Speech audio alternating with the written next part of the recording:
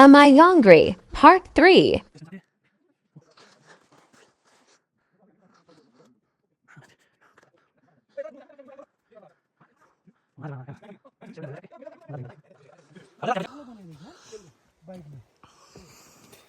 बिगार्दैछ कालो भएपछि जान्छ होला त्यो कालो त म पानी बोकेर ल लास्ट थाक्यो नि यार आमा हेन्ड्रेड फ्रेक बाटो चाहिँ लास्ट अप्ठ्यारो छ गाइज होइन चाहिँ सर भन्नुहोस् त के गोसेकुण्डमा योभन्दा राम्रो हो गोसेकुण्ड दिउँभन्दा खतरा यसो ठटमाटा छ गोसेकुण्ड नि 3 दिन त्यसरी हिँड्नु पर्ने नि तपाईहरु कहाँ गएको उता के अरे धुन्चेबाट रत्नमाया तैँले कसको ब्याग बोकिरहेको ए रत्ने खाली आइरहेको छ रत्ने यार त खाली आइरहेको होइन खाली आएको त अनि ब्याग त झ्यापै भरिपूर्ण बोकेको छ त मान्छे त रत्ने त बुढो बुढो देखेको थियो दाइ मैले बुढो भइसक्यो यो बुढो म एउटा बाउ एउटा छोराको बाउ के छोराको बाउ अझै तरुण छ म भन्दा पछ्छस् त भिडियोमा नि हेर्लास् हेर सर के भन्नु छ तपाईँलाई दुईटा बच्चाको बुवा कस्तो जहिले जहिले तपाईँ हिँड्ने बेला दुईवटा बुवाको बुवा दुईवटा बच्चाको बुवा बच्चाको बाउ भएर हो कि दुईटा बाउ त लास्टमा आउने लास्टमा कहाँ हेरी सर हुनु लास्टमा उहाँ छ उता छ जयबाट लास्टमा अनि त्योभन्दा लास्टमा चाहिँ के रहेछ अर्को मान्छे रहेछ यार त्योभन्दा लास्टमा कसैले चिन्नुहुन्छ भने कमेन्ट गर्नु है गाइज ल केटाको कमेन्ट गर होइन को हो लास्टको मान्छे अरू कोही छ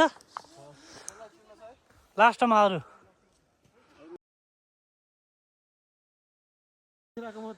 अनि यो हाइटलाई त हाइटै मान्ने होइन मलाई बाहिर देशबाट आएपछि गाह्रो हुन्छ क्या रत्न भाइ तपाईँ सुन है पहिले तान सुन कसैलाई गाह्रो भयो भने हगाउँ मुतो हुन्छ गु आएन भने पिसाब आएन भने भनिहाल्ने ग्रुपमा ओके सुन्यो है अनि साइको बनाउने काम गर्छ भने सिरियस हाइलागेको यो बिहेपछि भर्खर 6 वर्षमा आएको त आज अघि भन्दै छ त उसले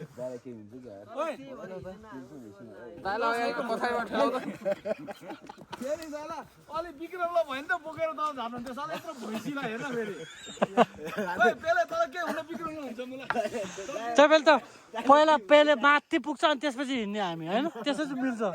भैँसीलाई के गर्नु हामी म डरला दाया के हुन्छ कि विक्रमलाई के होला त्यसलाई केही हुँदैन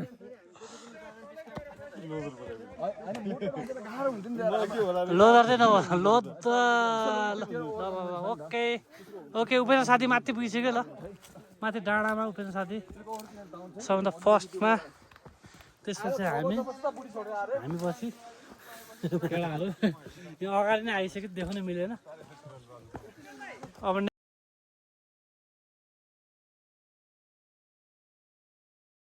सुन्नुहुँदैन हो यसको हावाले हामीलाई लाग्यो भने हाइ लाग्ने नत्र अनि हाम्रो हेल्थ भनेको हामी नेपाली भनेको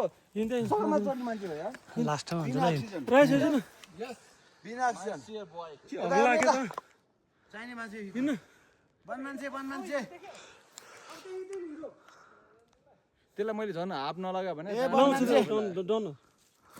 त्यो के फरक पर्दैन के त भित्र भिज्नु भयो नि त अब हिरो नि झन्किरहेको छ मैले पनि गएर आएँ त्यही अब हामीलाई कति लाग्छ टाइम तपाईँलाई यहाँबाट अब म एउटा पठाउन गर्छु है भन्नु न तपाईँहरू कति छिटो हिँड्नु चाहिँ ढिलो हुनुहुन्छ ढिलो हुन्छ लास्टै ढिलो हुन्छ लास्टै आराम गर्दै हिँड्नुभयो भने तपाईँलाई 1.5 घन्टा पुग्नुहुन्छ ए 1.5 घन्टा 1.5 घन्टा तपाईँले 1.5 घन्टा भनेपछि आज आराम गऱ्यो भने 2 घन्टा छिटो गरेर हिँड्नु 2 घन्टा लाग्छ फेरि छिट्टो गरेर हिँड्नु भने 2 घन्टा लाग्छ त्यही त बुझ्नु पर्यो त्यही त है कसरी बुझ्नुभयो तपाईँले मैले भने माथि रमाइलो छ नि है रमाइलो छ घाम लागेछ म चाहिँ बिहान सनराइज हेर्न कति बजे 6 बजी सूर्य उदयमा पुगेँ बेसी क्याम्पबाट बसेर 4 बजी हिँडेँ सनराइज हेर्नलाई कति बजी ठ्याक्कै 5 बजी अब 6 बजी रहेछ 6 बजी सनराइज हुन्छ ठ्याक्कै बेस क्याम्पबाट कति मलाई 2 घन्टा लाग्यो म परिवार छोडै गएँ 3 4 5 पाँचजना परिवार छन् उनीहरू आफ्नो यस्ता उता गर्दै उदय मात्रै पुगिहाल्यो भनेपछि बेस क्याम्पबाट पनि 2 घन्टा बस्दै हिँड्नुपर्छ 2 घन्टा त सही 2 घन्टा भनेपछि हामी 3 बजे हिँड्यो भने बिहान घाम देखिन्छ आरामले हिँड्दाखेरि 2 घन्टा पुगिन्छ अलिक 3 बजे चाहिँ हामी तात्नु पर्यो 3 बजे हिँड्नु पर्यो अलिक त्यही ल कहाँबाट आउनु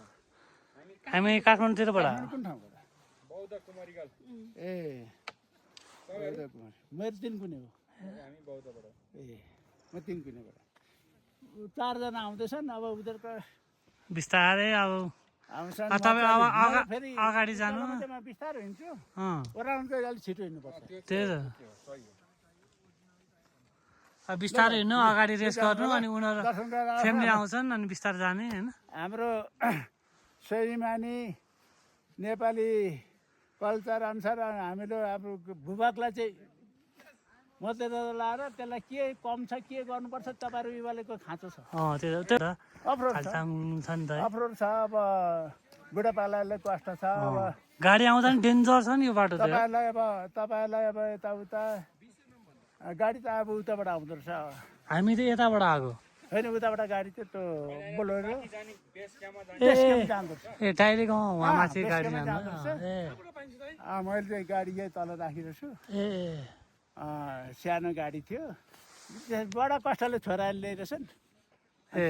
त्यही त हामी चाहिँ यताबाट हिँडेर गएको गाडी नै लाग्छ र माथि बेस क्याम्प गाडी जान्छ बस आउँदो रहेछ बस आउँदो रहेछ उहाँबाट हो अङ्कलहरू ऊ के अरे अघि जाउँ भन्दैछ त हामीलाई यहाँ माथि पनि जान्छ अरे त यो हामी यहाँ तल आएको छ अनि अब कति बेर लाग्छ हामीलाई बेस क्याम्प पुग्न तपाईँलाई 1.5 घन्टा 1.5 घन्टा यहाँ हामी 1 घन्टा बस्यो नि 1.5 घन्टा पुग्छौँ यहाँ 1 घन्टा पछि कहाँ पुग्यो 1.5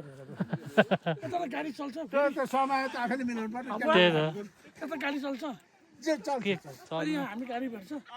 भेट्दैन यो बाटो त कहाँ गाडी भेट्दैन मैले पनि अहिले पनि अब यताउता गाडी पठाउनु पर्ने मान्छे पो आएछ म त हिन्दी हाल्ने गाडी पायो भने ए तपाईँ माथि बेस क्याम्पबाट फर्किनु भयो हजुर चक्रपथबाट आउँदो रहेछ यता नि चक्रपथ छ होइन काठमाडौँ चक्रपथबाट गाडी आउँदो रहेछ बिहान खाँदा के आउँछ ल केटाहरू आउँछ अङ्कल पनि माथि गएर आउनु भएको अरे घुमाइदियो रमाइलो छ अरे होइन आउँछ भाइहरू जेपिङ सरहरू गाउँको भ्यूहरू ठक अर्ग्यानिक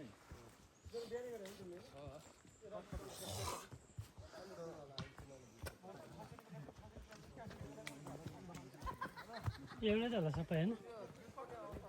के दोस्रो बाटो पुग्यो भने भेडा हुन्छ क्या एउटै बाटो होला सबै हाम्रो रत्न भाइ अगाडि भएछ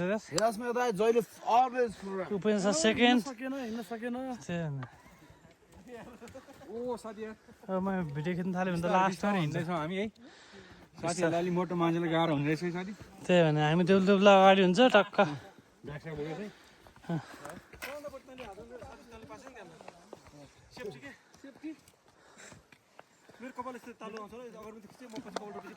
अब यहाँ जे छ त्यो भ्लगमा सबै आउँछ ल अब यो अहिले हाल्नु पऱ्यो फेरि रोपेपछि अर्को हाल्नु पऱ्यो यो त भ्लग त सिधै जान्छ होइन